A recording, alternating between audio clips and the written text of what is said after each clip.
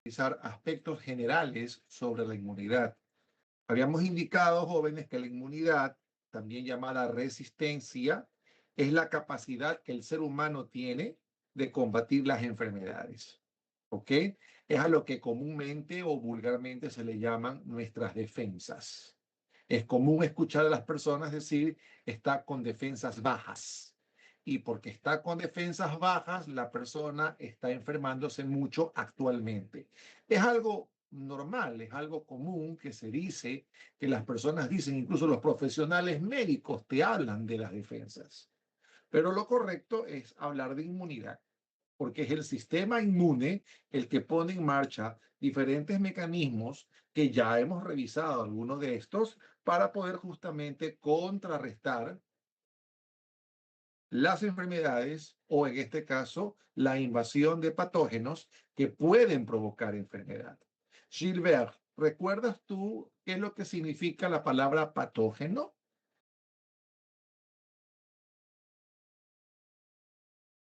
Significa aquello que produce enfermedad.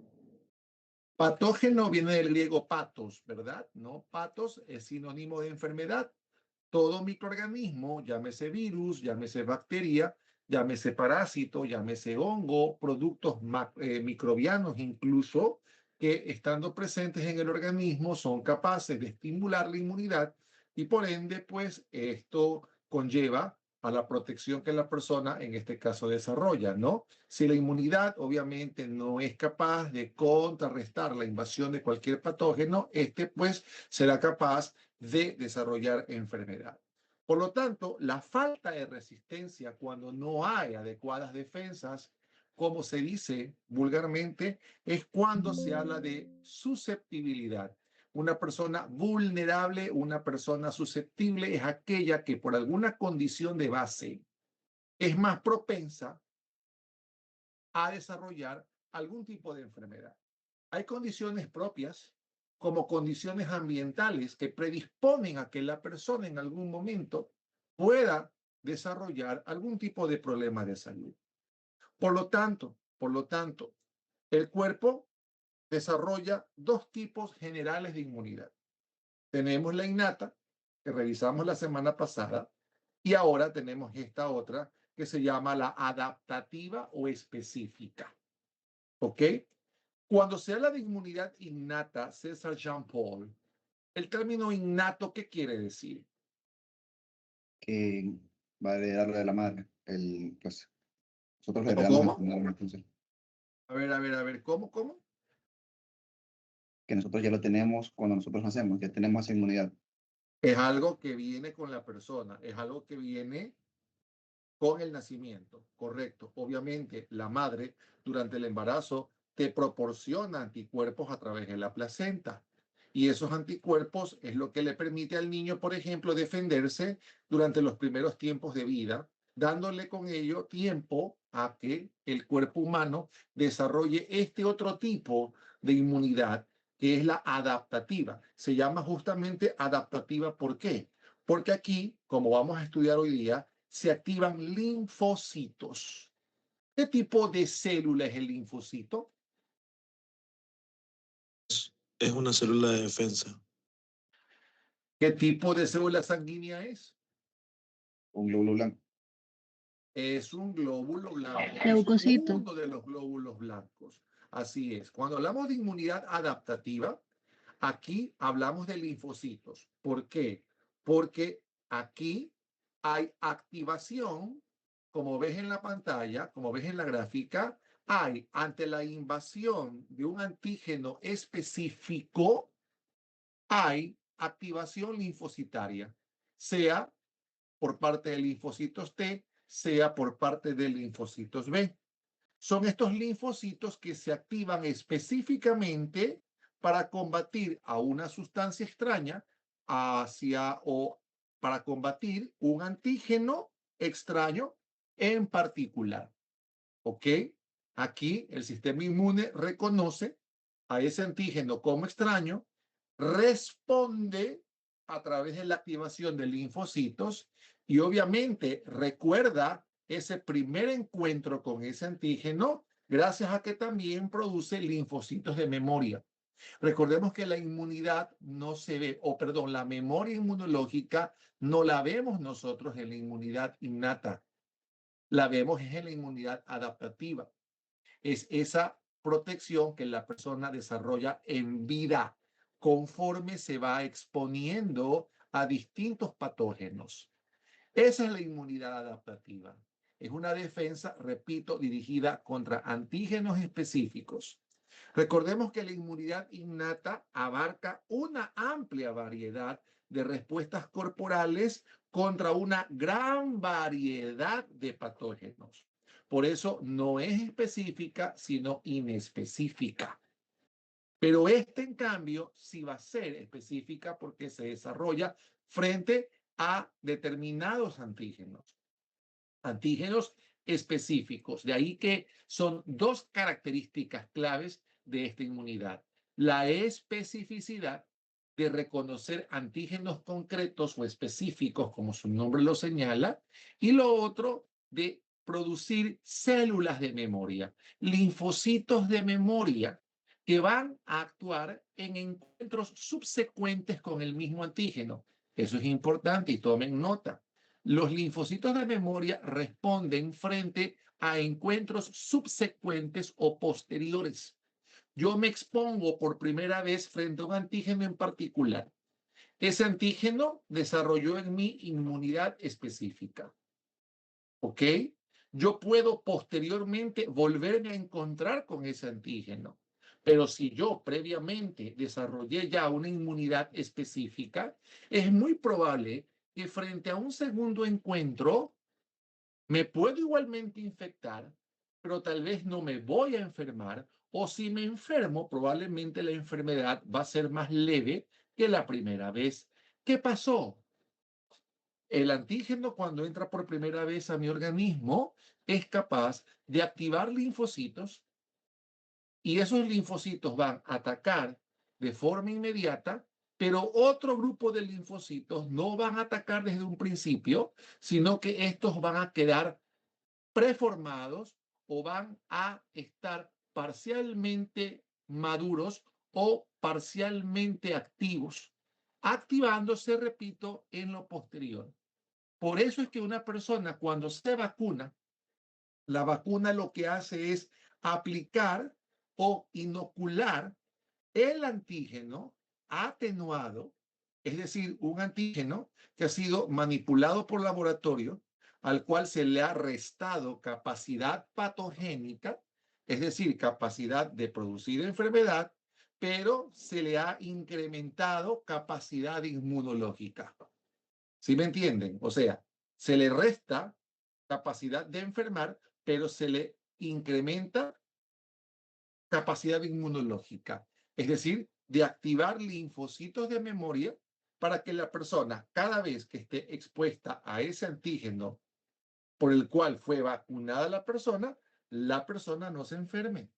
¿Y por qué no te enfermas? Porque cada vez que te expongas a ese antígeno, como tu cuerpo ya formó linfocitos de memoria, estos linfocitos se activan rápidamente y de manera intensa para evitar que ese antígeno que vuelve a entrar provoque enfermedad.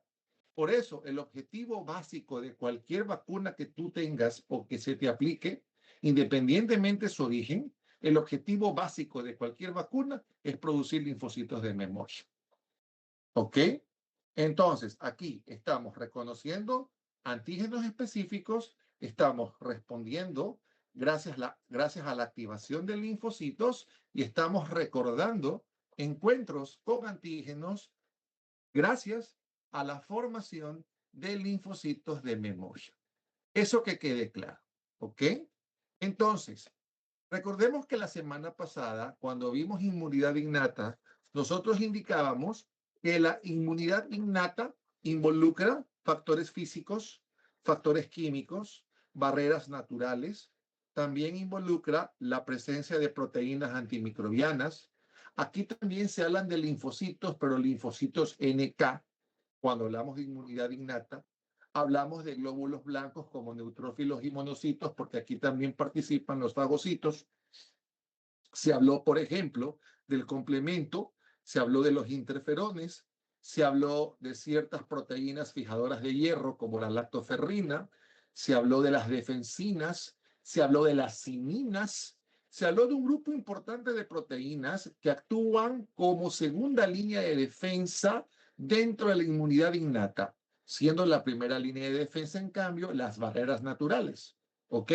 Entonces, justamente aquí hay mecanismos que se desarrollan, como la inflamación, por ejemplo, que contribuye a la eliminación de microorganismos, toxinas o materiales extraños presentes en el sitio de la lesión. Y obviamente esa inflamación que hace que ese tejido lesionado no sea invadido por patógenos, la inflamación también favorece los procesos de reparación tisular. La inflamación, por lo tanto, tiene que ser vista en todo momento como una respuesta, una respuesta inmunitaria. Cuando yo tengo un tejido inflamado, tengo una parte de mi cuerpo inflamada, es porque mi sistema inmunitario está trabajando. ¿Ok? Entonces, acá tenemos en la inmunidad innata dos líneas de defensa. La primera línea de defensa, que son las barreras naturales, físicas y químicas, y la segunda línea de defensa, que son nuestras proteínas antimicrobianas, los glóbulos blancos, fagocitos, por un lado, células natural killer por otro. ¿Ok? Entonces, cuando un antígeno, cualquiera que éste sea, ingresa a tu cuerpo, ese antígeno con quien primero se va a encontrar es con la inmunidad innata, es decir, el organismo trata de ingresar a tu cuerpo, se topa con la piel, se topa con las mucosas, por ende, en las mucosas hay sustancias químicas antimicrobianas que van a tratar de contrarrestar el avance de ese antígeno extraño. Pero si ese antígeno es un antígeno complejo que puede ser capaz de evadir o de escaparse del ataque de esa inmunidad innata gracias a sus líneas de defensa, ese antígeno con quien se va a encontrar posteriormente va a ser con los mecanismos de la inmunidad específica, perdón. Se va a encontrar con los linfocitos y los linfocitos van a tratar también de atacarlo. Entonces, cuando hablamos de un antígeno, que en este caso es extraño, es aquel que es reconocido por el sistema inmunitario y que puede inducir, por lo tanto, una respuesta específica. Es decir, recordemos una vez más que hay antígenos propios y hay antígenos extraños. Recuerden que los antígenos propios están presentes en todas nuestras células y funcionan como marcadores de reconocimiento celular. Impiden que nuestras células sean reconocidas como extrañas y por ende puedan ser estas atacadas por tu sistema inmune. Pero si ese antígeno que tenemos dentro no forma parte de nuestro complejo mayor de histocompatibilidad, sino que más bien es un antígeno extraño proveniente del medio externo o es producido en tus propias células, ese antígeno, al ser extraño para tu sistema inmune, el sistema inmune en ese momento pone en marcha diferentes mecanismos. Si ese antígeno es capaz de provocar reacción de tu sistema inmune, por ende va a ser un antígeno extraño. Entonces, ese antígeno como molécula tiene algunas propiedades importantes que vamos a ir viendo poco a poco. Hablamos de inmunogenicidad y hablamos de reactividad. Esto lo vamos a revisar de mejor manera en esta segunda diapositiva. ¿Qué vemos en esta segunda diapositiva sobre antígenos? Vemos aspectos generales importantes. Toda molécula, repito, que desencadena una respuesta inmune es un antígeno. Cualquier sustancia presente, señores, en la naturaleza puede potencialmente comportarse como un antígeno extraño. Son moléculas grandes, son moléculas complejas que nuestro sistema inmune reconoce como extrañas y que por lo tanto potencialmente hablando pueden ser peligrosas. Ahora, ¿cómo tu sistema inmune responde a ese antígeno? Si hablamos de inmunidad adaptativa, aquí participan linfocitos T. Llámese linfocitos T, llámese linfocitos B. Los linfocitos T, por ejemplo, solo responden a antígenos proteicos. ¿Qué quiere decir esto? que en cuanto a la estructura del antígeno o en cuanto a la composición del antígeno, los antígenos pueden ser en su mayoría, o más bien en su mayoría son proteínas. Pero, como les dije en su momento, cualquier sustancia presente en la naturaleza puede actuar como antígeno. De ahí que los lípidos, los carbohidratos, los ácidos nucleicos también pueden comportarse en un momento dado como antígenos. Entonces, cuando son proteicos, usualmente ante antígenos proteicos responden los linfocitos T. Pero cuando son antígenos no proteicos y también proteicos, responden los linfocitos B. Este es un punto importante aquí. Los linfocitos B responden a antígenos proteicos y no proteicos y los T a antígenos solo proteicos. Ahora, ese antígeno va también a tener un peso molecular determinado. Aquí hay un error, no es rezo, sino peso. Tenemos que, de acuerdo con el peso molecular, un antígeno que tiene un elevado peso molecular, que tiene 10.000 o más daltons de peso, a ese antígeno se lo conoce o se lo llama antígeno completo. ¿Qué es un antígeno completo? Un antígeno completo es aquel antígeno que produce dos cosas en el cuerpo, que es lo que vimos en la diapositiva anterior y que la voy a volver a poner. Cuando un antígeno es completo, ocasiona dos cosas en el cuerpo humano. Ocasiona inmunogenicidad y ocasiona reactividad. ¿Qué es lo uno y qué es lo otro? Dice aquí, inmunogenicidad, capacidad de inducir una respuesta inmunitaria. ¿Qué dice acá abajo? Reactividad, capaz de unirse específicamente a anticuerpos o a receptores, en este caso de linfocitos. ¿A qué me refiero con esto? A que, por ejemplo, un antígeno, cuando tiene un elevado peso molecular y por lo tanto es un antígeno completo, ese antígeno completo puede provocar, primero, puede inducir una respuesta inmunitaria, es decir, va a estimular la producción de linfocitos. Eso es inmunogenicidad. Otra cosa es que esos linfocitos T, esos linfocitos B, esos anticuerpos que produjo el linfocito B, sean capaces de responder a ese antígeno. Quiero que estos dos conceptos queden claros, porque leyéndolos a simple vista, la gente puede pensar que son lo mismo cuando no lo es. Inmunogenicidad es aquella capacidad que el antígeno tiene de inducir o de provocar una respuesta inmune. Pero si el antígeno también es capaz de ser reactivo o de provocar reactividad, es cuando esos anticuerpos o esos linfocitos que fue capaz el antígeno de producir, estos responden al antígeno. Son dos conceptos que parecen que fuese lo mismo cuando no lo es. Yo, antígeno, soy capaz de estimular tu sistema inmune. Otra cosa es que ese sistema inmune que produjo linfocitos, esos linfocitos respondan o reaccionen contra ese antígeno. Cuando el antígeno produce esos dos efectos, tanto inmunogenicidad como reactividad, a ese antígeno se le llama antígeno completo o inmunógeno. Anoten. Antígeno completo o inmunógeno, aquel antígeno capaz de provocar inmunogenicidad y reactividad. ¿Con esto qué quiero decir? Que así como hay antígenos completos, hay también antígenos incompletos. Y los antígenos incompletos toman el nombre de aptenos.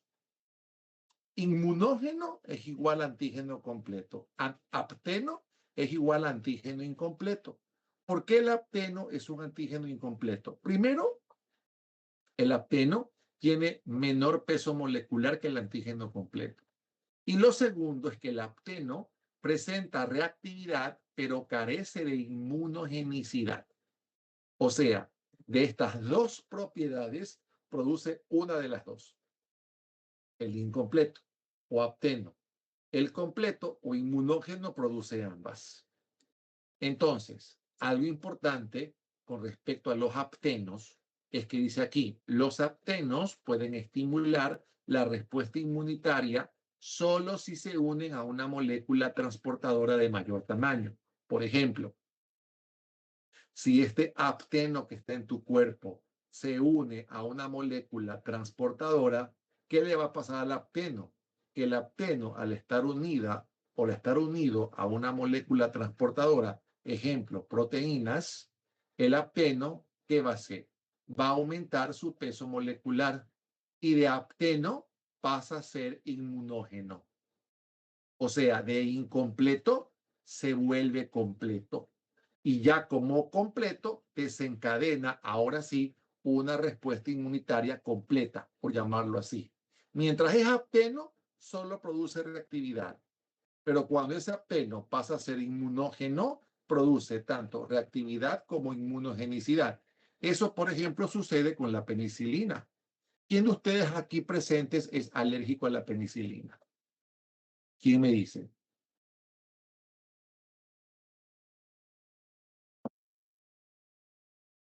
A ver. ¿Alguien de ustedes es alérgico a la penicilina, que es un antimicrobiano?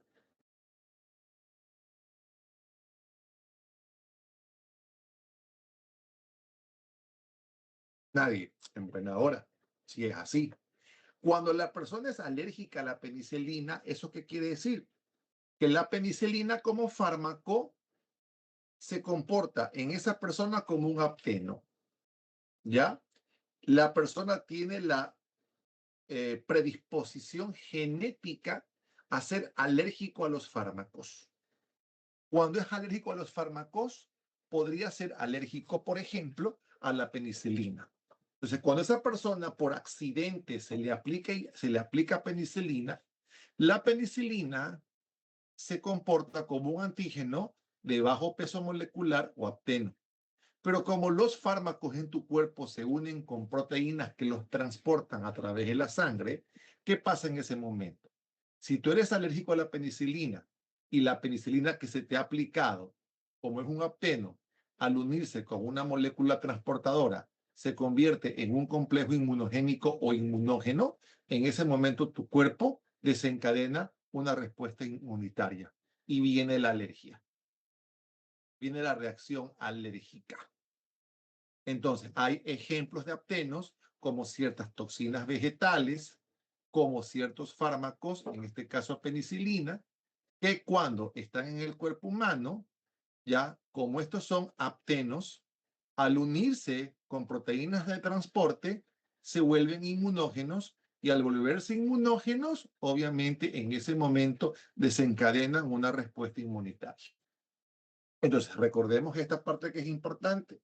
Hay dos tipos de antígenos, completos e incompletos, de acuerdo a su peso molecular. Los completos son de alto peso molecular y ocasionan inmunogenicidad y reactividad. Y por otro lado, los aptenos, al ser de menor peso molecular, solo presentan reactividad, pero carecen de inmunogenicidad. ¿Ok? Esa parte importante, ¿la entendieron? ¿Se entendió, Sí, sí o doctor. no? Sí, doctor. Importante. ¿Ok?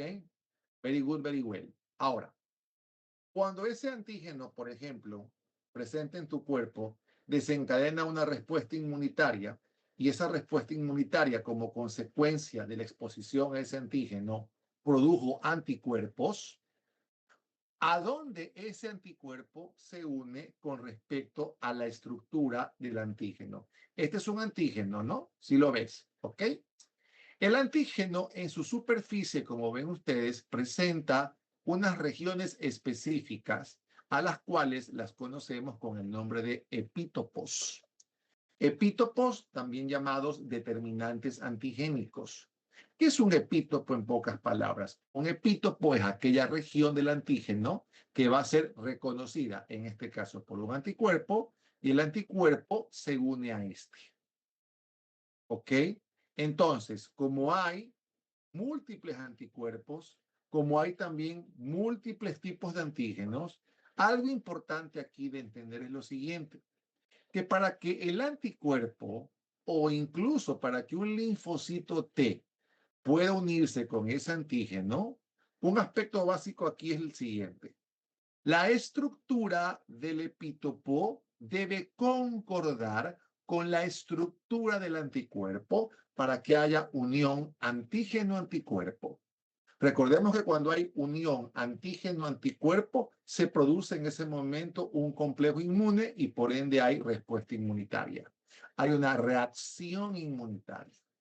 Por eso ustedes ven diferentes tipos de epítopos. ¿Por qué? Porque cada epítopo, dice acá, puede activar una respuesta inmune específica. Mira qué interesante.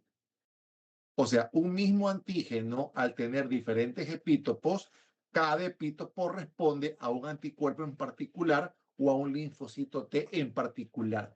Mira la especificidad de la inmunidad adaptativa. Por eso es que tú ves que un mismo antígeno tiene diferentes tipos de epítopos.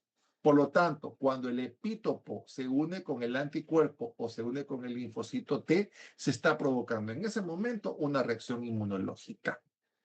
Entonces, otro aspecto importante es que la estructura o la forma del epítopo debe, repito, concordar con la estructura del anticuerpo o debe, en este caso, de concordar con el linfocito que se une a este. Esto es como el ejemplo de la llave que entra a la cerradura y abre la puerta. Si yo tengo un juego de llaves y comienzo a usar cada llave de ese juego de llaves intentando abrir la puerta, ¿qué llave es la que va a lograr abrir la puerta?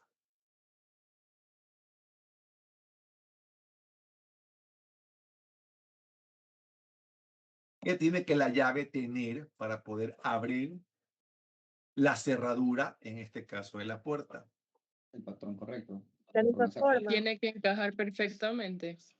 Tiene que encajar y tiene que, por ende, su estructura, o sea, la estructura de la llave, la forma de la llave, coincidir con la forma del cerrojo para que pueda abrirse la puerta.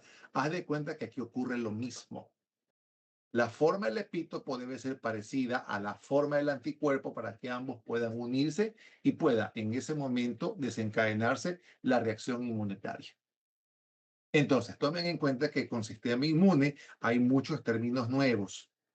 Hablamos de inmunógeno, hablamos de apteno, hablamos de epítopo. Son algunos términos que debemos anotar porque eso no lo hemos revisado antes. ¿Ok? Entonces, estamos viendo en este momento que estamos viendo características de los antígenos. ¿Ok? Importante aquello. ¿Qué les dije yo al principio de la clase? ¿Y qué les dije yo cuando vimos glóbulos blancos? Que los glóbulos blancos, al igual que tus demás células, presentan proteínas de membrana. Y que esas proteínas de membrana actúan como antígenos propios, marcadores de reconocimiento celular. Esos antígenos propios, señores, observen la gráfica. Esos antígenos propios que están presentes en nuestras células, que son glucoproteínas de membrana, cuando son propios, forman lo que llamamos nosotros nuestro complejo mayor de histocompatibilidad. Es gracias a ese complejo de histocompatibilidad como nuestro sistema inmune es capaz de reconocer qué es lo propio y qué es lo extraño en pocas palabras. Eso es. Lo propio no lo ataca, porque lo propio tiene qué cosa, tiene estos antígenos. Pero lo extraño no va a tener esos antígenos. Van a ser otros antígenos, en este caso, ajenos a nuestro organismo, y por lo tanto, nuestro complejo mayor de histocompatibilidad responde y reacciona. Por lo tanto, ese complejo mayor de histocompatibilidad tiene la función de asistir a los linfocitos T en el reconocimiento de antígenos. Un linfocito T o un linfocito B va a ver a esa proteína, va a ver a ese carbohidrato, va a ver a ese lípido, va a ver a cualquier molécula. Si esa molécula no posee estos antígenos, esa molécula va a ser reconocida como extraña y va a ser atacada. Si esa molécula tiene antígenos que el sistema inmune reconoce como propios, no los ataca. De ahí, señores, que cuando el sistema inmune sufre una alteración y comienza el sistema inmune a atacar lo propio porque lo desconoce, ¿eso qué produce? ¿Qué tipo de enfermedad se produce como consecuencia de eso? Las enfermedades autoinmunes. ¿Quién dijo eso? María Paz. Sí. Correcto, María Paz. Las enfermedades autoinmunes. Por eso en la plataforma ustedes tienen un video que cargué que habla sobre el lupus eritematoso sistémico, la más representativa de las enfermedades autoinmunes. No es la única, hay muchísimas enfermedades cuya base etiopatogénica es la autoinmunidad. Enfermedades de tiroides, a nivel de piel, psoriasis, la diabetes mellitus tipo 1, la artritis reumatoidea, muchas enfermedades que tienen un componente autoinmune, es decir, son el resultado de una alteración de tu sistema inmune. Comienzan tus propias células a ser atacadas. ¿Ok? Entonces, ¿cuáles son o qué tipos de antígenos conforman este complejo mayor de histocompatibilidad? El famoso CMH, que son las siglas. En inglés, las siglas son HLA. En español, CMH. Entonces, ¿qué antígenos propios conforman este complejo? Aquí podemos ver. Existen antígenos llamados antígenos del CMH clase 1 y hay los antígenos del CMH, o sea, el complejo mayor de histocompatibilidad clase 2. ¿Qué diferencias hay entre los antígenos clase 1 y antígenos clase 2? Repito, estos son antígenos propios, antígenos que conforman este complejo. Los antígenos tipo 1 o clase 1, señores, como vemos aquí, se expresan en las membranas plasmáticas de todas nuestras células, excepto los glóbulos rojos. ¿Por qué? Porque en los glóbulos rojos encontramos otro tipo de antígeno. ¿Quién se acuerda cómo se llaman esos? Los glutinógenos. ¿Mm? Los glutinógenos. ¿Quién lo va a dar eso? Sí. Correcto. Los aglutinógenos o isoantígenos tipo A, tipo B. Esos antígenos son especiales, son propios del glóbulo rojo, pero todas tus otras células que sean nucleadas van a tener en cambio antígenos clase 1 como este.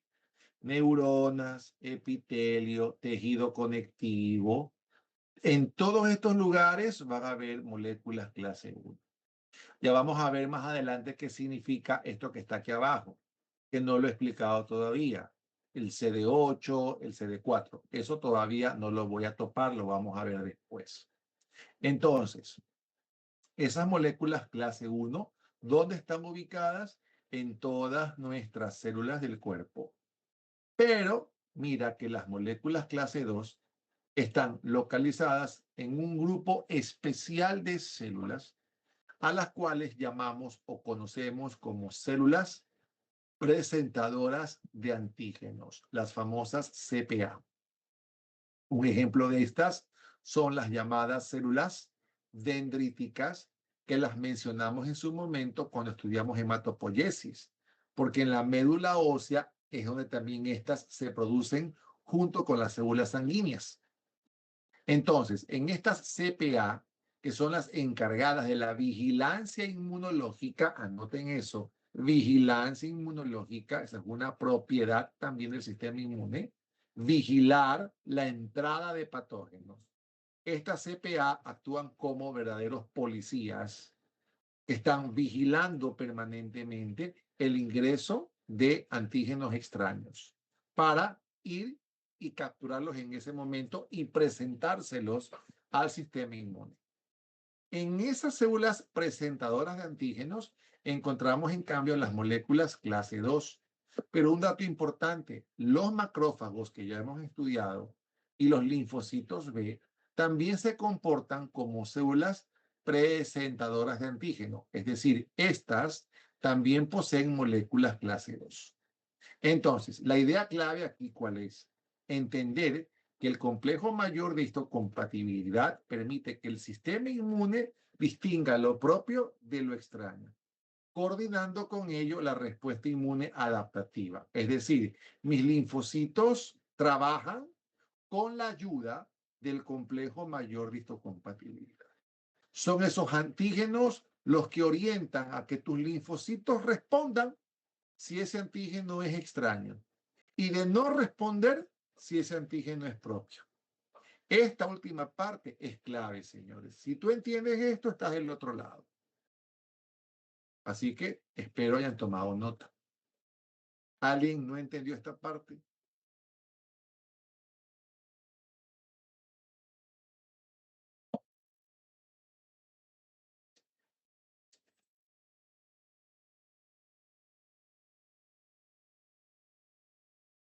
Very good. Estamos. Sí, doctor. Very good. ¿Quién dijo sí, doctor? Vamos a ver. María Paz. Por acá levantó la manito amarilla. ¿Quién levantó la manito amarilla? No sé quién, pero bueno. Ya, espero, ¿no? Very good. Ok. Vamos a seguir hablando de esto, que esto es importantísimo, señores. ¿Ya? ¿Cómo trabajan estos antígenos que pertenecen al complejo mayor de histocompatibilidad?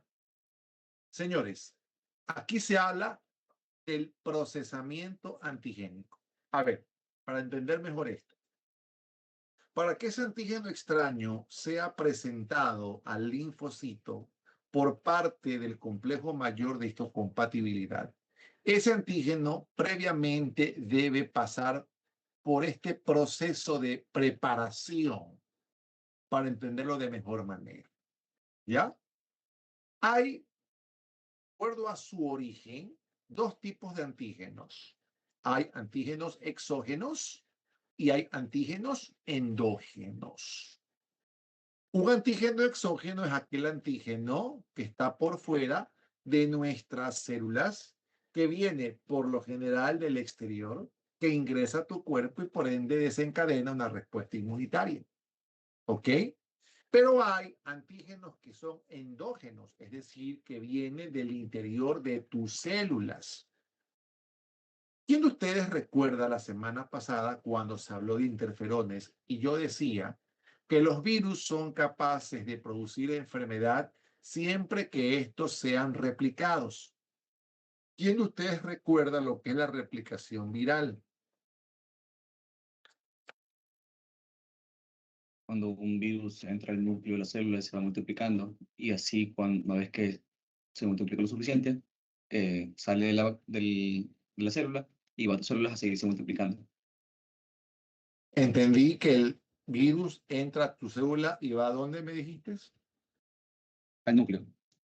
¿Y qué hace en el núcleo? No me acuerdo si se une al ADN o se hace parte del ADN. En pocas palabras, el virus lo que hace es secuestrar tu ADN. Señores, los virus se comportan como terroristas islámicos. Ingresan a un lugar y comienzan a destruir. Toman rehenes y piden rescate por la liberación de estos, señores. Así de abruptos. ¿Ya? ¿Ok? Entonces, un virus ingresó a tu célula, va al núcleo, invade tu núcleo y toma de rehén el ADN. Al tomarlo de rehén al ADN, ¿qué comienza el ADN a hacer? El ADN comienza a replicar y a producir otros virus, o más bien, ese virus comienza a replicarse, comienza a ser reproducido por tu propio ADN. El ADN, en vez de seguir formando lo que a tu célula le sirve, por ejemplo, el ADN tiene la información genética que la célula necesita para con esa información genética producir nuevos elementos o producir nuevas células, reproducirse. Pero cuando el ADN está invadido por un virus, el ADN deja de hacer eso y comienza el ADN a replicar más terroristas. Comienza a replicar virus. Un virus replicado es un virus fortalecido porque es un virus que se ha alimentado de tu ADN y por ende sufre un cambio, sufre una mutación. Mutación es cuando el virus o cualquier microorganismo cambia su genética porque invade a otro ser vivo. Entonces, los virus, cuando han sido replicados, esos virus replicados son un ejemplo de antígenos endógenos porque se han reproducido en tu célula. Lo mismo pasa con los tumores. Los tumores se comportan como antígenos.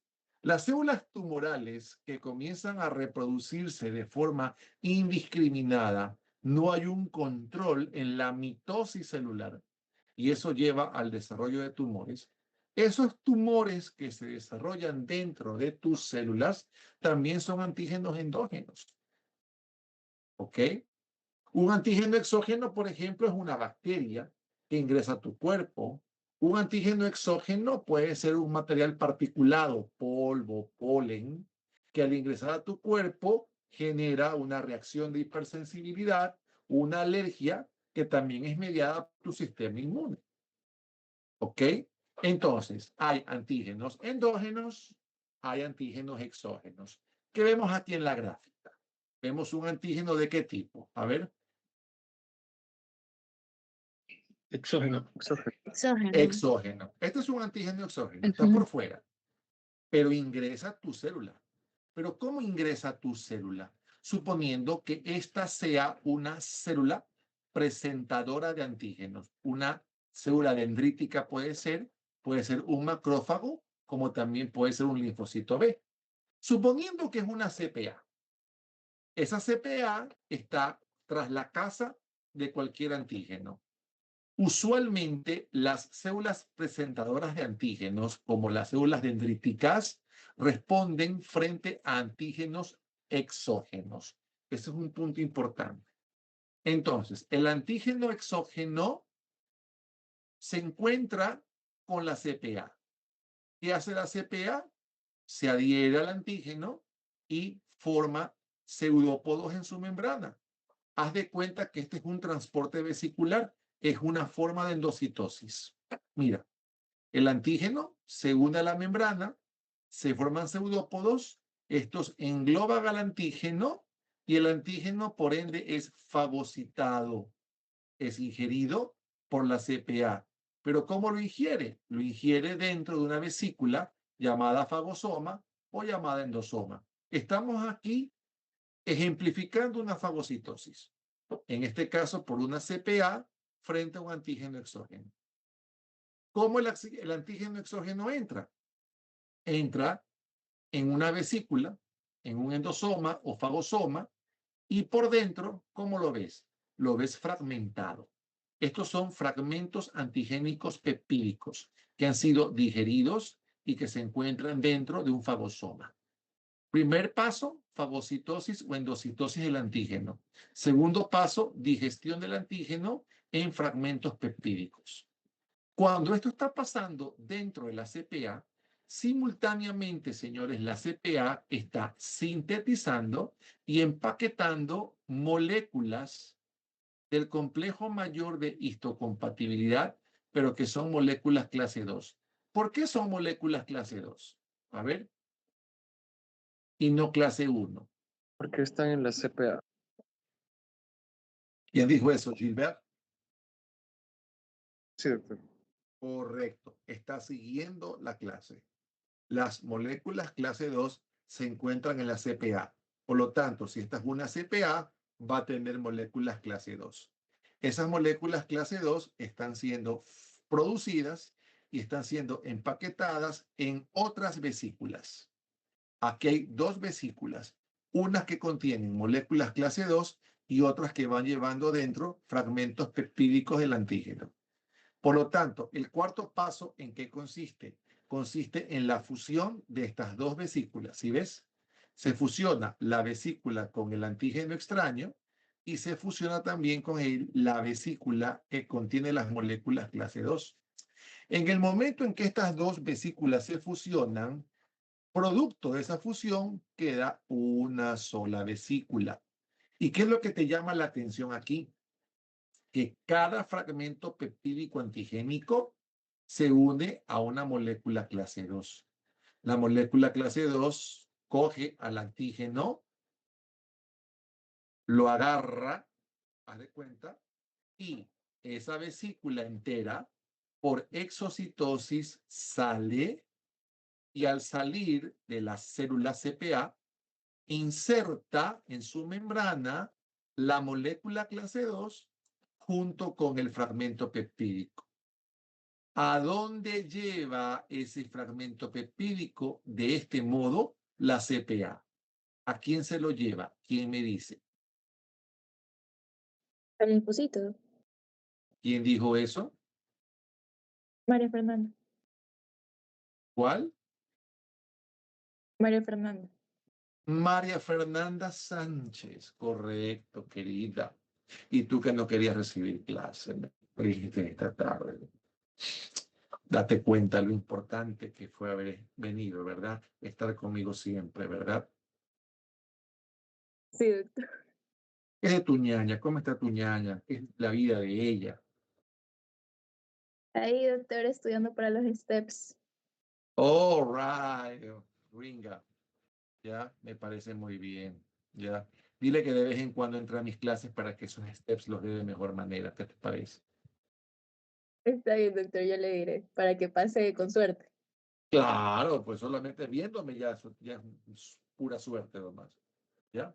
Entonces, mira cómo ese fragmento peptídico, y así son todos los fragmentos del antígeno. Cada fragmento antigénico se une con una molécula clase 2.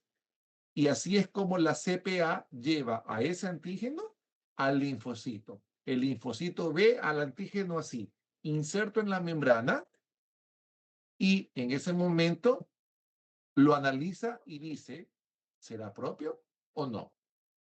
Lo ve, lo analiza, obviamente se une con ese antígeno y en ese momento el linfocito va a decir, ese antígeno es extraño, hay que atacarlo. Si es propio, déjalo, no le hagas nada.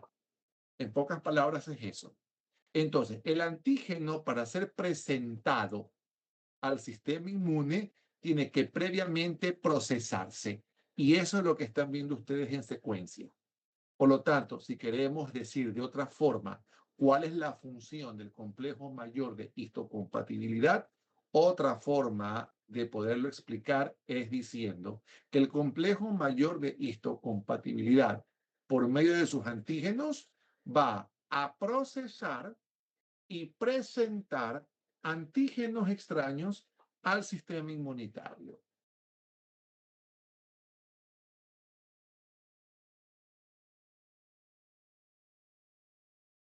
¿Qué tal?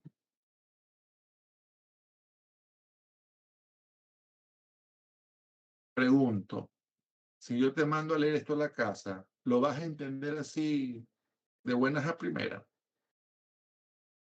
No, doctor. ¿Verdad que no? ¿Te das cuenta? Recuerda, yo soy la luz. ¿Qué más? La verdad y la vida. Amén. Así es. Recuerda, yo he venido a este mundo a sacarlo del mar de la ignorancia. ¿Te das cuenta? Mira tú qué interesante. Gracias, doctor Loaiza. De nada. Muchas gracias, doctor. Nadie como usted. Gracias, Espero doctor, gracias. esas palabras perduren en el tiempo. Así es, me alegro. Esto, si lo vas a leer, te mareas. Terminas vomitando, terminas descerebrado, porque no lo entiendes de buenas a primeras. Pero si con esta base tú vas y coges el libro y comienzas a leer esto, lo vas a entender de mejor manera. Estamos. ¿Se ha entendido esto, Almeida? Sí, doctor, todo entendido. ¿Se ha entendido esto, Jacob? Por supuesto, doctor, con usted todo queda claro. Ojalá. Espero que la boca no se te haga chicharrón. Santiago Peralta, ¿has entendido? Sí, doctor. Ojalá más te valga. Porque el examen viene fuerte. Viene heavy y viene con todo esto, señores. ¿Ok? Ahora, dentro de la inmunidad, estas moléculas son claves, señores. Pregúntale a tu ñaña que está haciéndose gringa a las bravas, María Fernanda, si en los STEPS no está estudiando esto. Yo te apuesto que esto lo está estudiando en este momento, porque a los gringos les fascina todo esto, les encanta lo que es inmunidad. ¿Ok? Cuando se habla del sistema inmune, se tiene que hablar obligatoriamente de las citocinas o citoquinas, que son hormonas proteicas que actúan como mensajeros químicos del sistema inmune. Son las encargadas de regular y coordinar la respuesta inmunitaria. Me adelanto en decirles algo, señores. Sin citocinas no habría inmunidad. ¿Por qué? Porque gracias a las citocinas es como tus linfocitos maduran. Sin citocinas no habría, por lo tanto, activación, peor, maduración de linfocitos. Eso que quede grabado. ¿Ok? Por lo tanto, estas proteínas, como dije, actúan como mensajeros que estimulan o inhiben diversas funciones celulares, como el crecimiento, la proliferación, en este caso, y la diferenciación celular. ¿Pero de quiénes? Principalmente de linfocitos. ¿Por qué un linfocito B termina formando anticuerpos? Porque es estimulado por citocinas. ¿Por qué un linfocito T puede ser linfocito T colaborador? Puede ser linfocito T citotóxico. Puede ser linfocito T de memoria por las citocinas. Entonces, prácticamente todas nuestras células elaboran citocinas. Nuestros linfocitos producen linfocinas. Las CPA producen linfocinas. Los fibroblastos en el tejido conectivo forman citocinas. El endotelio que está en todas partes produce citocinas. Los monocitos elaboran citocinas. El hígado, el riñón, en todas partes hay citocinas. ¿Y por qué son tan importantes estas citocinas? Por lo que estamos viendo, señores. De ahora en adelante, cuando ustedes cojan un libro de clínica, cada enfermedad que se estudie en su patogenia se involucran citocinas. Cuando ustedes en los libros lean el término interleucinas, las interleucinas son proteínas, son citocinas. Aquí podemos ver varias de estas, ¿no? Interleucina 1, interleucina 2, interleucina 4, interleucina 5. Este cuadrito es bonito porque aquí te dice dónde se forma la citocina y qué función tiene cada citocina o cada interleucina en este caso. Mira, por ejemplo, la IL-1, la interleucina 1 que se produce en monocitos y macrófagos. Dice, promueve la proliferación de linfocitos T helper. Ya vamos a ver cuáles son los helper. Actúa a nivel del hipotálamo provocando fiebre. ¡Qué interesante! O sea, doctor, que la fiebre, al igual que la inflamación, es un mecanismo inmune correcto. Las interleucinas, por lo tanto, doctor, actúan como pirógenos, correcto. ¿Y qué es un pirógeno?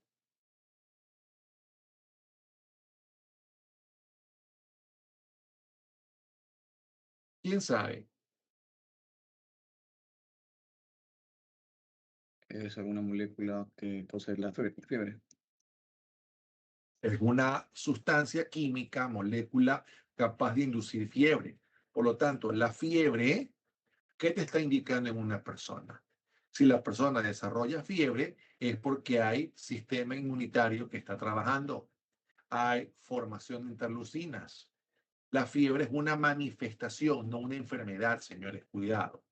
La fiebre es una manifestación de algunas enfermedades, principalmente enfermedades infecciosas. Y cuando hay una infección, lógico, hay activación del sistema inmune, hay producción de citocinas, hay producción de interleucinas. Entonces, mira cómo las propias moléculas inmunológicas, cómo actúan en el centro termorregulador del hipotálamo, pueden provocar fiebre en la persona.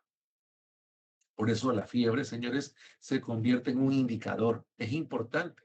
A veces no se recomienda controlar del todo la fiebre, sobre todo en niños, porque la fiebre es un indicador que mientras está presente, está obviamente el niño manifestando síntomas de su enfermedad. A veces las mamás se desesperan y por intentar bajar rápidamente la fiebre en sus hijos, meten antipiréticos, enmascarando muchas veces el cuadro. Y el niño, no porque no tenga fiebre, quiere decir que está curado. Puede que aún no esté curado sin tener fiebre. Entonces, la fiebre siempre es un indicador que debemos controlar. Es diferente, porque la fiebre muy alta puede provocar, sobre todo en niños pequeños, complicaciones. Puede provocar meningismo, puede provocar convulsiones febriles. Eso es otra cosa, pero debemos controlar, no eliminar del todo, porque en los niños la única manifestación a veces es la fiebre, sobre todo en niños muy pequeños. Entonces, mira cómo las interleucinas, ahí ustedes pueden leer, hacen muchísimas cosas. Ahora, si yo quiero resumir en una sola palabra lo que todas ellas o la mayoría de ellas hacen, ¿cuál sería la palabra mágica aquí? Y ven que ahí se repite una palabra muchas veces. Estimula. No. La palabra mágica es la coestimulación. Miren lo que hace, por ejemplo, la interleucina 2, coestimuladora de la proliferación de linfocitos T helper, citotóxicos, linfocitos B y también activa células NK. ¿Qué significa la palabra coestimulación? La coestimulación significa que entre las mismas células hay colaboración para que éstas puedan desarrollarse. Es decir, entre los linfocitos hay una estimulación en conjunto que permite la diferenciación de estos. ¿Ok? Entonces, un linfocito T helper, por ejemplo, es aquel linfocito T que colabora en la maduración y desarrollo de otros linfocitos, provocando linfocitos T citotóxicos o de memoria. Por otro lado, los citotóxicos son los que van a atacar directamente al invasor y los de memoria son aquellos que van a actuar en lo posterior frente a posteriores encuentros con el mismo antígeno. Entonces, la palabra clave al hablar de interleucinas es la coestimulación de linfocitos. Y por eso es que son importantes, porque si no hay interleucinas, no habría coestimulación y por ende no habría activación de linfocitos, porque justamente la coestimulación lo que hace es activar linfocitos. Si un linfocito no está completamente activo, va a ser incapaz de reconocer antígenos. En este caso, antígenos extraños. Entonces ustedes van a revisar, incluso en Tórtora, por si acaso, hay un cuadro que habla de todas estas citocinas y pone de ejemplo esto que estoy colocando aquí. Acá, por ejemplo, se habla de otras citocinas importantes como el factor de necrosis tumoral que tanto se lo menciona en los libros. ¿Eh? ¿Por qué es tan importante este factor de necrosis tumoral? Porque miren todo lo que hace. Acumula neutrófilos y monocitos en el sitio de inflamación, es importante, o sea, favorece la quimiotaxia, destruye patógenos, estimula producción de interleucina 1 y tiene un efecto similar a los interferones, es decir, actúa como un antiviral. Y ya que hablamos de interferones, mira cómo los interferones aquí vuelven a ser mencionados porque los interferones también forman parte de la familia de las citocinas. Y ahí podemos ver todo lo que los interferones hacen. Les enseñé la semana pasada que el interferón lo que impide es la replicación de virus en células no infectadas. Pero no solamente el interferón genera efecto antiviral. Mira cómo también los interferones actúan como antitumorales. Mira qué importante todo lo que se está viendo ahí. Y acá más abajo hablamos de otras citocinas que las mencionaremos más adelante y que son producidas por linfocitos T, principalmente citotóxicos, como las perforinas, las granzimas y las granulicinas, que las mencionaré más adelante. Estas también son citocinas. Ojo, estos no son los únicos ejemplos, ¿ah? Hay muchísimas más citocinas. Aquí pongo ciertos ejemplos para que ustedes tomen en cuenta la importancia de estas moléculas. Cuando se habla, por ejemplo, de coestimulación, se habla de interleucinas que participan desarrollando y madurando linfocitos. Por eso les dije yo al principio que sin citocinas no hay inmunidad. ¿Por qué? Porque no habrían linfocitos activos, no habrían suficientes linfocitos maduros. ¿Ok? ¿Se está entendiendo? Sí, doctor. Ok, entonces, ¿qué vimos hace poco? Hace poco vimos esto, ¿verdad? El procesamiento y presentación de antígenos a linfocitos por parte, ya sea de células presentadoras de antígenos, si son antígenos exógenos, o de cualquier otra célula si fuesen antígenos endógenos. Recuerden esa última parte que es importante. Entonces, ese antígeno ya procesado va a ser presentado hacia un linfocito. ¿Y qué viene luego del procesamiento? Viene el reconocimiento antigénico. Mira, los fragmentos antigénicos que están insertos en la membrana de la CPA son llevados hacia donde están los linfocitos. ¿Qué pasa?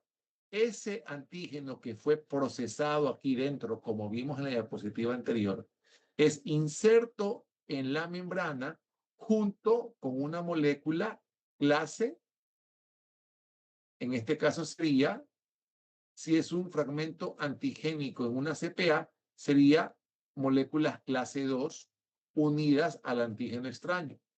Ese antígeno, junto con las moléculas del complejo mayor clase 2, es llevado hacia un linfocito T.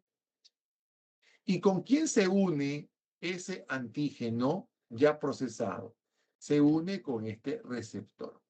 En un linfocito T tenemos un receptor principal, que es este que tú ves aquí, y que se llama receptor de célula T, el famoso RCT. Ese receptor principal se encuentra ¿dónde? En los linfocitos T.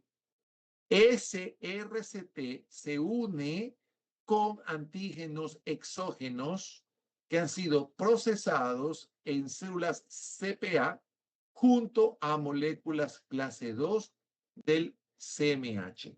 Esa última parte es importantísima. Esa es una característica del linfocito T. Reconocer antígenos exógenos que han sido procesados en células presentadoras de antígeno. Esos antígenos exógenos insertos así, de esta forma, se unen con el receptor principal, que es el llamado RCT. Miren que es tan específica la respuesta inmunitaria que hay millones de linfocitos T diferentes, pero cada uno tiene un RCT único que reconoce un complejo antígeno CMH específico. Pero ¿cuál es el otro dato importante aquí? Que además de tener ese linfocito T, un receptor principal llamado RCT, tiene en su superficie otros dos correceptores, que son el correceptor o proteína CD4 y el correceptor o proteína CD8. Estos son correceptores y se los llama así para diferenciarlos de este que es el RCT y que es el principal. Repito, hay dos correceptores o proteínas de membrana, que en este caso son la proteína CD4 o la proteína CD8. ¿Qué diferencia hay entre la una y la otra? Sencillo. En los linfocitos T helper, que son los llamados linfocitos colaboradores, que ayudan en la coestimulación de otros linfocitos, vamos a encontrar en estos correceptores CD4. Repito, un linfocito T helper tiene en su superficie el correceptor CD4 junto con el RCP. Por eso es que a los linfocitos T helper también se los llama linfocitos T CD4. Y esto es importante, ¿por qué? Porque hay enfermedades que se caracterizan por destruir linfocitos T CD4. ¿Quién me da un ejemplo de esta enfermedad? El VIH. ¿Quién dijo VIH? Valereso. ¿Quién? Valereso. Correcto. El virus de la inmunodeficiencia humana, que produce, ¿qué cosa? El SIDA, síndrome de inmunodeficiencia humana adquirida. ¿Por qué es letal el virus? ¿Por qué la persona con SIDA muere? ¿En qué radica su inmunosupresión? Es sencillo. Si yo estoy diciendo que el linfocito T helper tiene en su membrana el correceptor CD4, estos linfocitos T, CD4 o helper son el blanco del ataque del virus. Y si el virus ataca y destruye linfocitos T, CD4, ¿qué le pasa a tu inmunidad? Pues, La persona se vuelve inmunodepresiva ¿por qué? porque ya no tiene linfocitos T. Entonces A ya no ver, hay nada que ese que responda a la dijo que le da inmunidad. SIDA, si estuviera en clase presencial, hubiera sacado un arma y le hubiera pegado un tiro. ¿Ya? A Destruye ver, las María células Paz. CD4. Si yo sé cuál es la función del linfocito T CD4, puedo responder a mi pregunta. Porque los ¿Qué CD4 son los Porque que... los CD4 ayudan a identificar el antígeno. Entonces, como no hay quien No, lo identifique, los CD4 son helper porque ayudan a otros linfocitos a activarse. De ahí el nombre helper. Helper son linfocitos de ayuda o colaboradores. ¿Por qué se llaman de ayuda o colaboradores? Porque cooperan para la activación y desarrollo de los demás linfocitos. Es decir, sin un linfocito T helper, no tendríamos linfocitos T citotóxicos, no tendríamos linfocitos B, no habría por ende anticuerpos, no tendríamos tampoco linfocitos T ni B de memoria. O sea, no habría linfocitos. Porque todos parten de un linfocito T helper, porque este es helper en razón de que ayuda a los demás linfocitos. Entonces, si este linfocito T, CD4 o helper es destruido por el virus, la persona con SIDA muere porque se queda sin linfocitos, señores. Básicamente es eso. Mira qué interesante es hacer correlación clínico-funcional. Entonces, una característica importante del T helper es la presencia de su receptor principal y de su receptor, el CD4. Aparte que el T helper reconoce antígenos exógenos presentes en la superficie de una CPA y que están unidos a moléculas clase 2 del CMH. Ahora, ¿qué sucede para que ese linfocito T llamado helper se active? Todo linfocito requiere de dos señales para su activación. Recordemos que un linfocito, para que pueda trabajar, debe estar completamente activo. Si no lo está, ese linfocito va a ser incapaz de, ¿cómo es la palabra? Va a ser incapaz de reconocer antígenos. Entonces, ¿cuál es la primera señal de activación de un linfocito T? Justamente lo que estás viendo aquí. La unión de su receptor principal o de cualquiera de sus correceptores con el antígeno que viene junto con la célula presentadora de antígeno, en este caso la CPA. Ahora, esta es la primera señal, pero hay una segunda señal importantísima, porque mira lo que dice aquí. La segunda señal del linfocito para que pueda activarse es la coestimulación que éste recibe luego de la unión con el antígeno y que está, en este caso, producida gracias a las citocinas, principalmente las interleucinas, señores. Dice aquí, hay más de 20 coestimuladores, citocinas como por ejemplo la interleucina 2, que es la que más interviene en el desarrollo linfocitario. Entonces, para que un linfocito T ya esté completamente listo y pueda atacar antígenos extraños, requiere de dos señales. Una primera señal es la unión de este con el antígeno.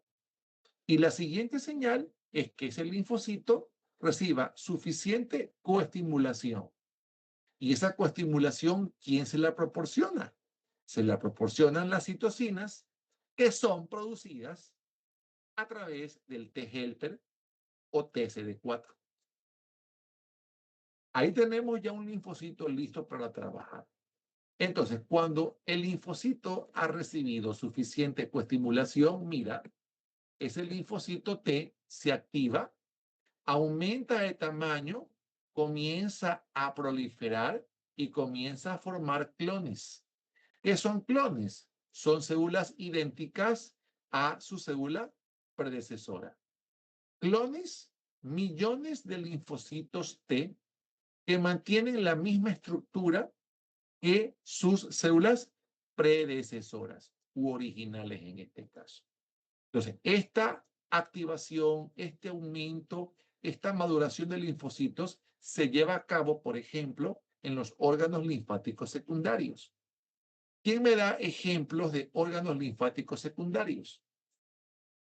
Ganglios linfáticos. La Vasos. diferencia entre un linfático primario versus un linfático secundario. Hay un video que habla en la plataforma sobre el sistema linfático. El secundario tiene un centro de germinación. A ver, ¿un primario qué hace? En el primario estas se van a diferenciar, mientras que en el secundario va a ser donde ellas van a actuar. Un órgano linfático primario es aquel sitio donde se originan linfocitos. Ejemplo de ello, la médula ósea. La médula ósea es un órgano linfático primario, porque aquí se forman linfocitos a través de células hematopoyéticas pluripotenciales, como vimos semanas atrás.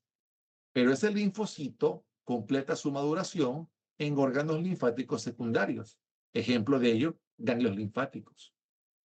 En los ganglios linfáticos es donde los linfocitos completan su desarrollo, completan su activación, porque es ahí donde van a recibir suficiente coestimulación. Entonces, cuando hablamos de órganos linfáticos primarios, hablamos, por ejemplo, de vaso, hablamos de timo, hablamos de médula ósea. Órganos linfáticos secundarios, ganglios linfáticos. Por eso es que ante una enfermedad infecciosa es muy común que en la persona haya inflamación de ganglios.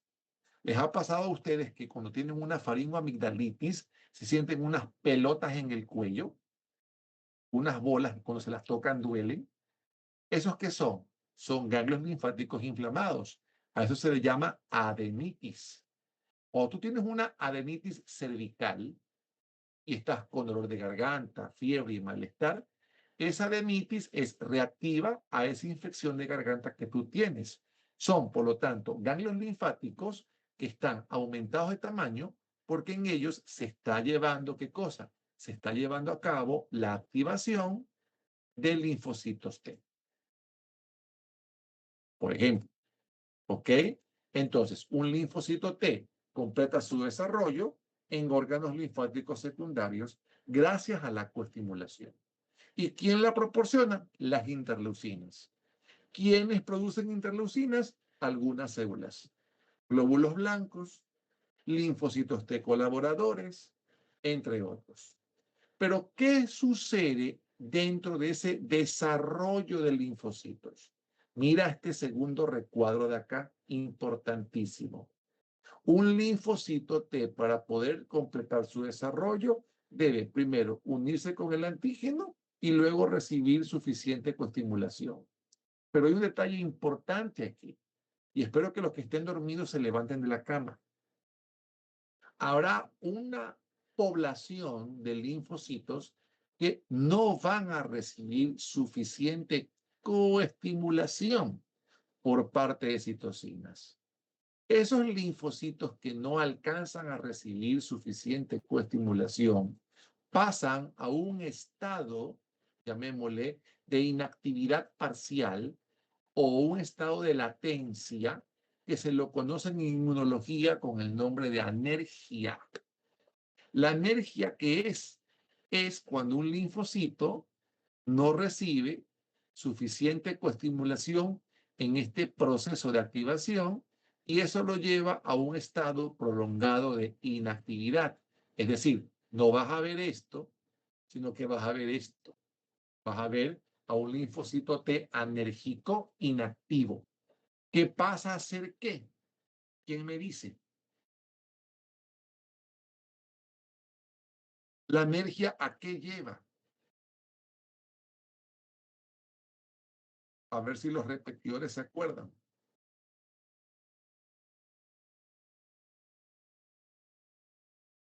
Señores, Lleva a la inactivación de los no, linfocitos. la A los de anergia, memoria. correcto, ¿quién dijo memoria?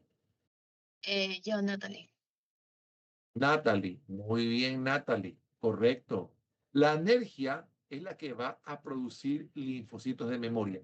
Es decir, estas células T anérgicas pasan a ser linfocitos de memoria, que con el tiempo completan su coestimulación y eso es lo que hace que responden luego ante futuros encuentros con el mismo antígeno.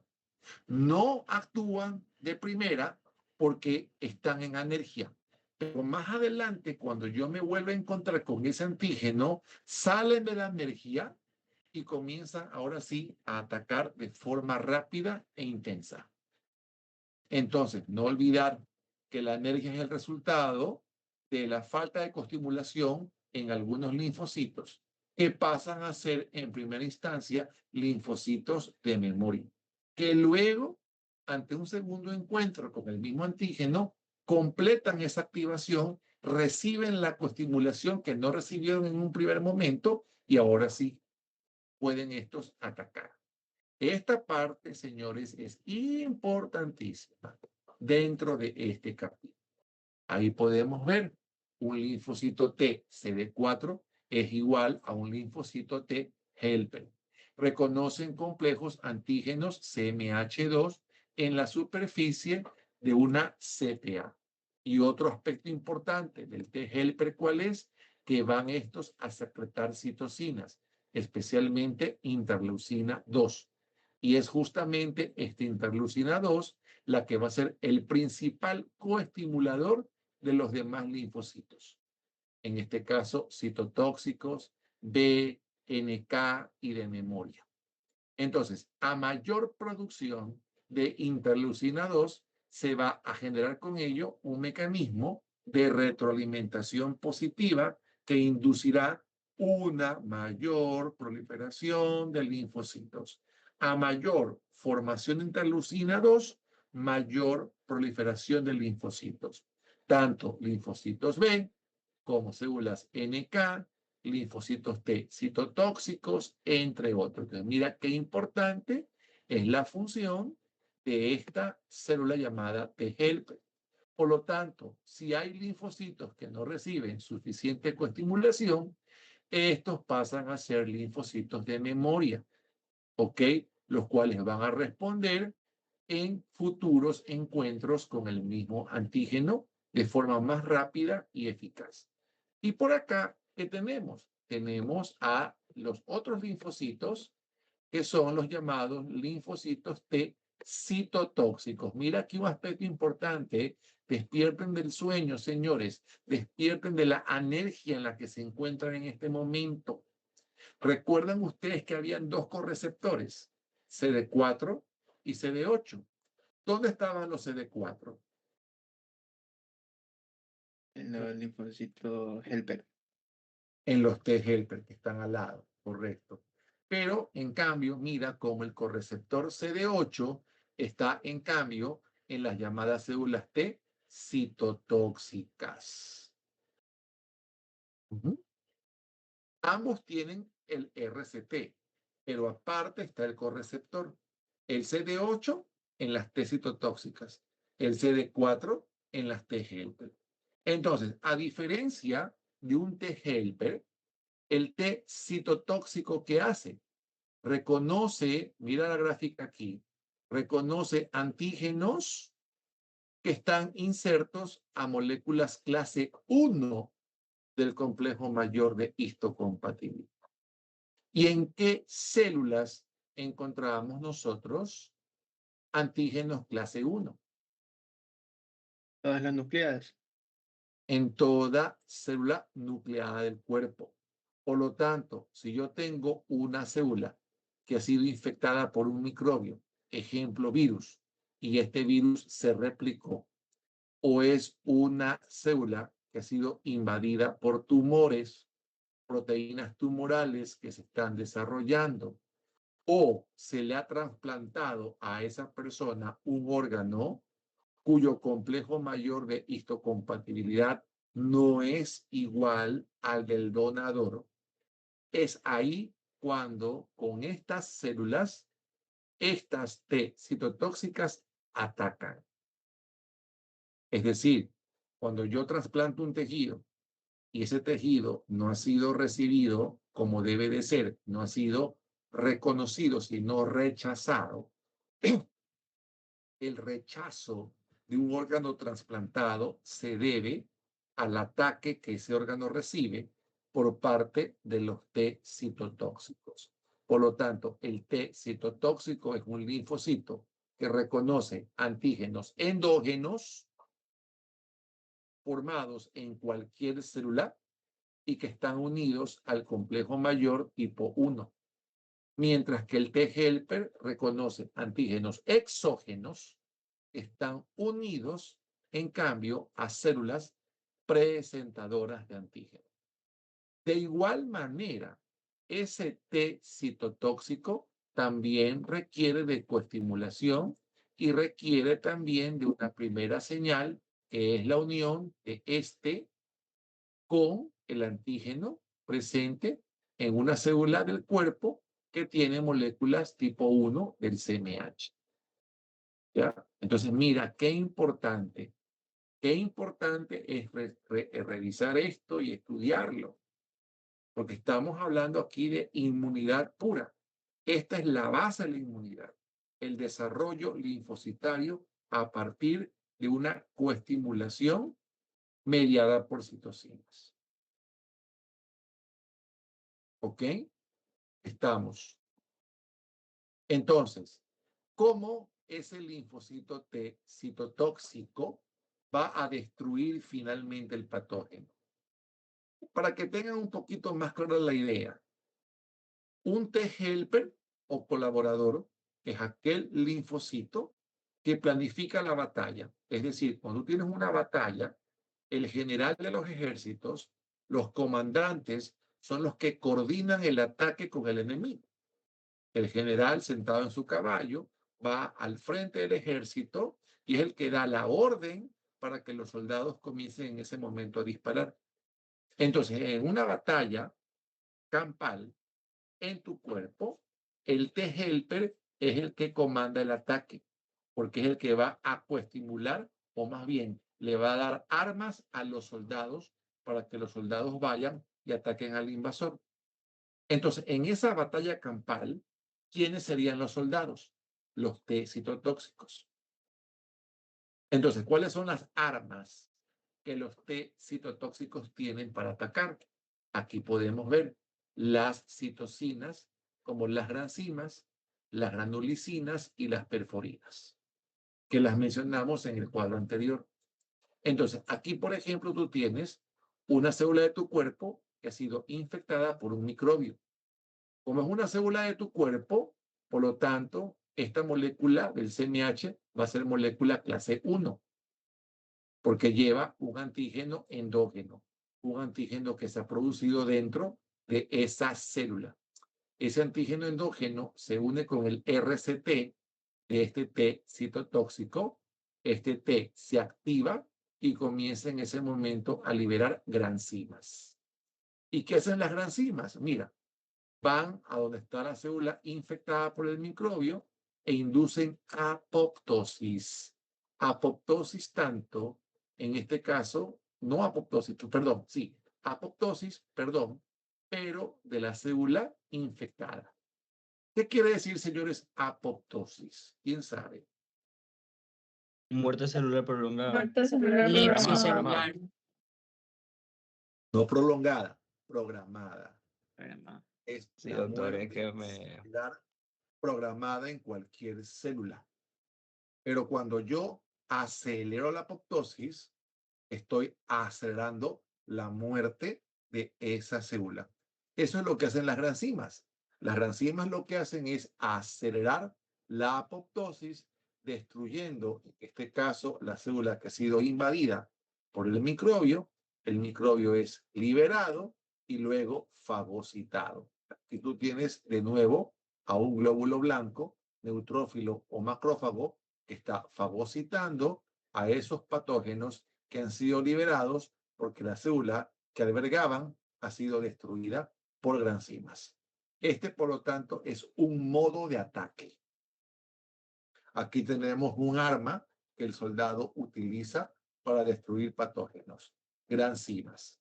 Y por acá, el mismo linfocito T puede en otro momento liberar granulicinas y perforinas, que también son citocinas. ¿Qué hacen las unas? ¿Qué hacen las otras? Mira, como su nombre lo dice, la perforina, ¿qué va a hacer? Va a perforar la membrana, va a formar poros en la membrana de la célula infectada, facilitando el ingreso de ¿quiénes? El ingreso de las granulicinas por esos poros. ¿Qué hacen las granulicinas dentro? Van estas, en cambio, a producir destrucción o citólisis tanto del invasor, que es el patógeno, como de la célula. O sea, aquí no hay fagocitosis porque todo se destruye dentro mediante el efecto de la granulicina. ¿Sí ves? Entonces, hablamos aquí de citocinas liberadas por el linfocito T y que van a provocar el ataque directo del patógeno y de la célula diana que ha sido infectada por dicho microorganismo. ¿Estamos, señores? Sí, doctor. Mira, entonces, los generales, el linfocito helper, el TCD4, comanda la batalla o estimulando linfocitos. CD4 es helper. Y los citotóxicos son los que van a atacar. Son los que van a destruir directamente al invasor, correcto. Esa es la batalla campal que se da en nuestro cuerpo todos los días. Por eso es que no nos enfermamos mientras tenemos una buena inmunidad. Ahora, tenemos entonces, esto que acabamos de ver es lo que se llama inmunidad celular, donde actúan específicamente linfocitos T. Y se llama inmunidad celular porque el linfocito T ataca directamente al patógeno mediante las citocinas que éste produce. Pero hay lo que se llama, señores, la inmunidad humoral. En la inmunidad humoral, en cambio, participan ¿quiénes? Participan anticuerpos. Este es el otro tipo de inmunidad, la llamada inmunidad humoral o mediada por anticuerpos. Aquí, en cambio, ¿quiénes participan? Participan linfocitos B. Un linfocito B, así como un linfocito T, tiene un receptor principal que se lo conoce con el nombre de RCB. En el T era RCT, en el B, RCB. ¿Por qué RCB? Porque aquí se le llama receptor de célula B. A ese receptor se une el antígeno y en el momento en que se une el antígeno al RCB, se produce endocitosis del complejo antígeno-receptor. Es decir, todo esto, tanto el receptor como el antígeno, van a ser fagocitados, van a ser, ingeridos a través de una vacuola o endosoma que va llevando las dos cosas en su interior. Endocitosis del complejo antígeno receptor. Esto al linfocito B le proporciona la primera señal de activación. Así como en el linfocito T, que hay dos señales, acá en el linfocito B hay también dos señales. La primera es la endocitosis del complejo antígeno receptor y la segunda es la coestimulación que este linfocito B va a recibir, mira, por parte de un linfocito T colaborador o CD4. Mira cómo hay cooperación entre linfocitos. Mira cómo hay colaboración entre inmunidad celular e inmunidad humoral. ¿Por qué? Porque son las citocinas que produce este CD4 las que van a activar completamente al linfocito B. Entonces, aquí tenemos dos tipos de linfocinas. Tenemos, por ejemplo, la BCGF, que es el llamado factor de crecimiento de linfocitos B, que estimula la proliferación de estos, y, por otro lado, el factor de diferenciación de linfocitos B. Ambas, repito, son citocinas producidas también por la TCD4. Lo importante de saber esto es que este factor de aquí, el factor de diferenciación de células B, es el que va a hacer que estos linfocitos B se diferencien en plasmocitos o células plasmáticas, que son las que finalmente van a secretar los anticuerpos. O sea, mira cómo un linfocito B pasa a ser primero célula plasmática o plasmocito, y del plasmocito se forman los anticuerpos. Para que un linfocito B pueda, por lo tanto, transformarse en plasmocito, requiere de citocinas o linfocinas, principalmente factor de diferenciación, aparte de factor de crecimiento. Entonces, cuando ese linfocito B no logró recibir suficiente factor de diferenciación, ese linfocito también puede convertirse en ¿qué? Puede convertirse en un linfocito B de memoria. Miren lo que se indica aquí para que lo lean más adelante. El linfocito B también es linfocito de memoria cuando no ha recibido suficiente BCDF, es decir, suficiente factor de diferenciación. Entonces, cuando ese linfocito se activa completamente, pasa a ser plasmocito y el plasmocito pasa a formar los anticuerpos o las inmunoglobulinas que cumplen todas ellas estas 5 funciones importantes.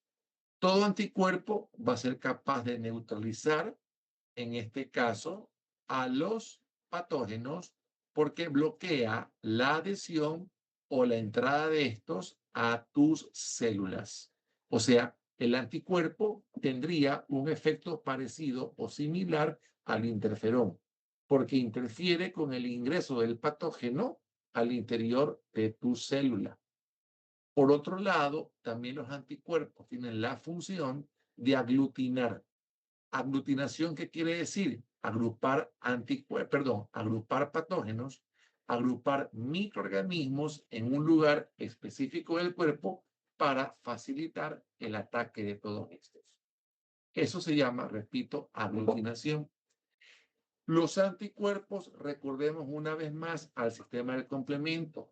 Hay una vía del complemento que se activaba por la unión de un antígeno con un anticuerpo. ¿Cómo se llamaba esa vía?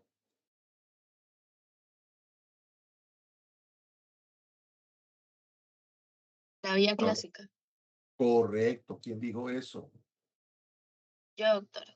Natalie, muy bien, Natalie. La vía clásica del complemento se produce por la activación de un anticuerpo con un antígeno. Eso, por ejemplo, facilita la opsonización. Recuerden que esta es una propiedad del complemento. La presencia de de opsoninas que van a marcar al patógeno para facilitar la fagocitosis de este. Activan, por ende, la vía clásica, como les dije, y también ayudan a degranular mastocitos. Es decir, glóbulos blancos basófilos que contienen histamina y por ende participan en reacciones de hipersensibilidad. Mira todo, repito, lo que los anticuerpos hacen. ¿Ok? Importante esta parte. Y por acá, hablando de los anticuerpos, tenemos cómo es la estructura de los anticuerpos. Esto es algo parecido a la hemoglobina. ¿Se acuerdan que la hemoglobina como molécula tiene asimismo 4 cadenas polipeptídicas? Acá es algo parecido. Observen, ¿no? Los anticuerpos, llamados inmunoglobulinas, son glucoproteínas en forma de Y, que están compuestas por 4 cadenas polipeptídicas. 2 cadenas son pesadas, 2 cadenas son livianas. ¿Qué significa pesado y liviano?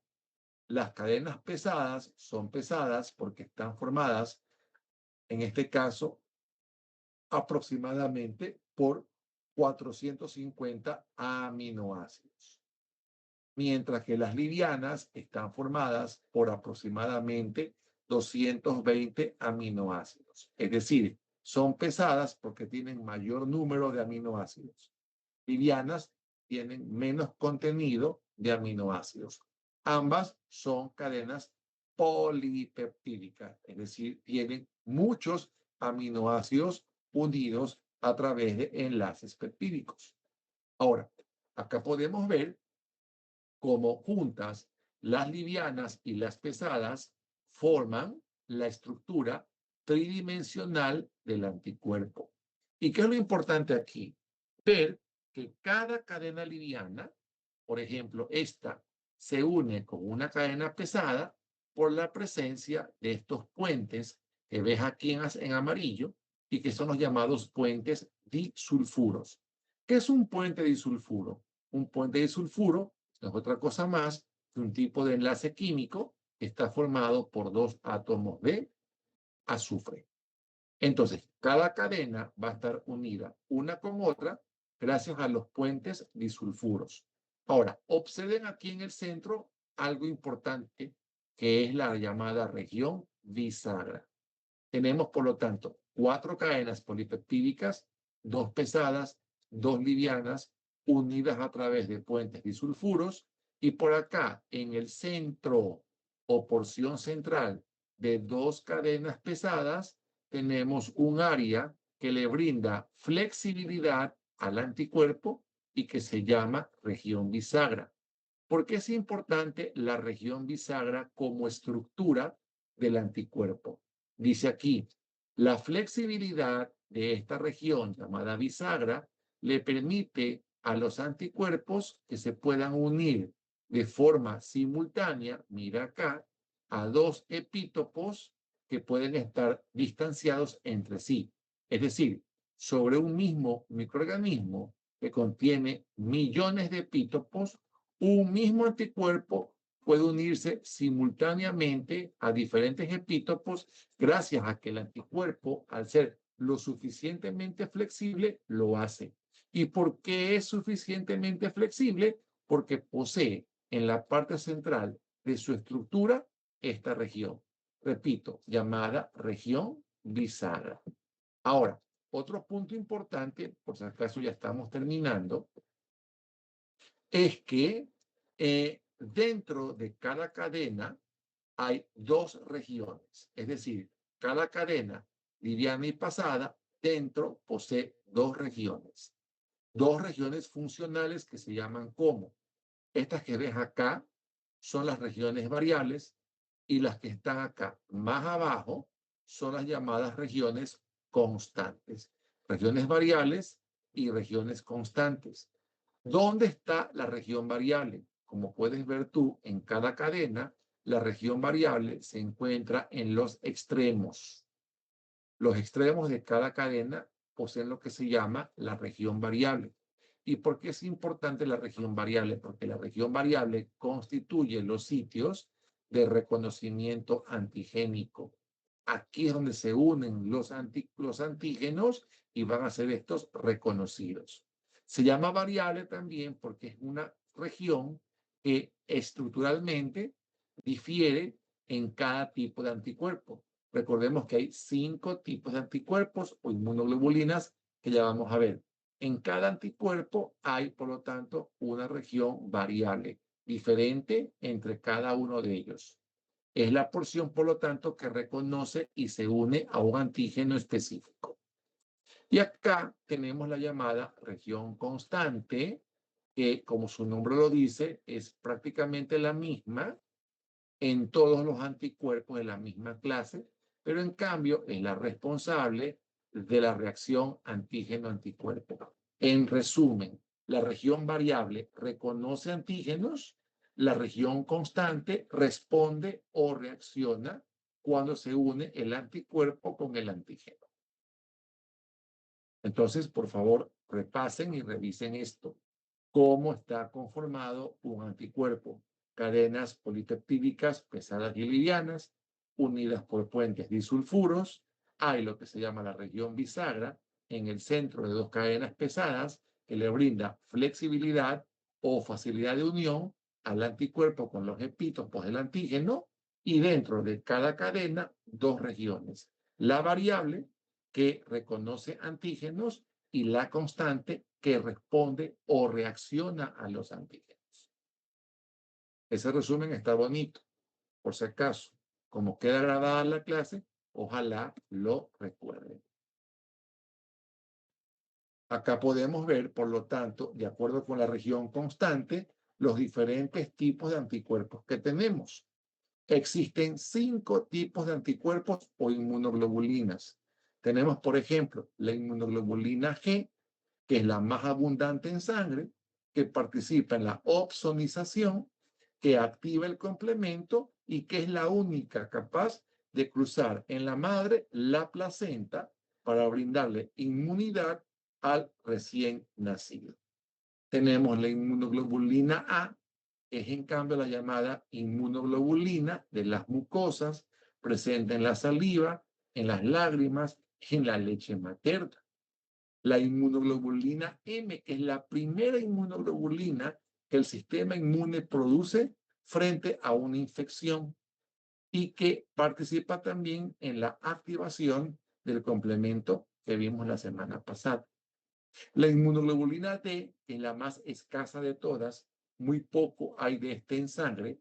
Esta, en cambio, se encuentra principalmente en la membrana de los linfocitos, actuando como receptor.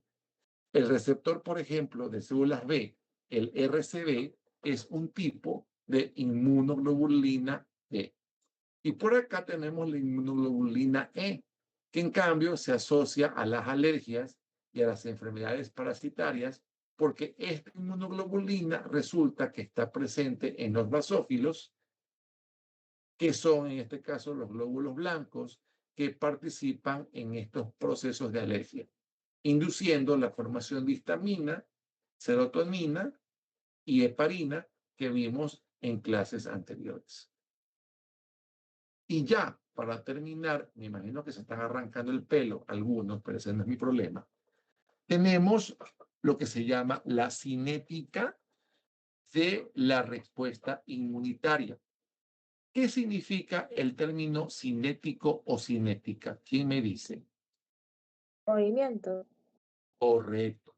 En este caso, no hace referencia tanto al movimiento, sino más bien a la velocidad de desarrollo de dicha respuesta frente a un patógeno. ¿Ok? Esto es importante, ¿por qué? Porque cuando yo me encuentro por primera vez con un antígeno, con un inmunógeno, que es un antígeno completo, ese primer encuentro toma el nombre de evento de imprimación. Y a partir de ese evento de imprimación, donde yo me uno con un antígeno o me encuentro con un antígeno, ¿qué se va a desarrollar? Se va a desarrollar primero lo que se llama la respuesta inmunitaria primaria. Esta respuesta inmune primaria se da por primera vez cuando yo me encuentro con un antígeno. Esa respuesta inmune primaria se desarrolla, como pueden ver ustedes, en fases. Hay lo que se llama la fase de espera o fase latente, esta que tú ves aquí, que va del día 0 al día 7, es decir, dura promedio una semana. ¿Qué sucede aquí? Porque aquí no hay ninguna curva o gráfica, porque en este tiempo se están activando recién linfocitos B y linfocitos T, porque recién te encuentras con ese antígeno. Por lo tanto, durante la primera semana, puede que tú todavía en sangre no encuentres presencia de anticuerpos. ¿Por qué? Porque se están recién desarrollando linfocitos. Esta es la llamada fase de espera o fase latente, tiempo en el que no hay todavía verificación de respuesta inmune porque se están los linfocitos activando. Pero pasada la primera semana, mira cómo se comienza a graficar esto y esta curva ascendente gráfica que está representando.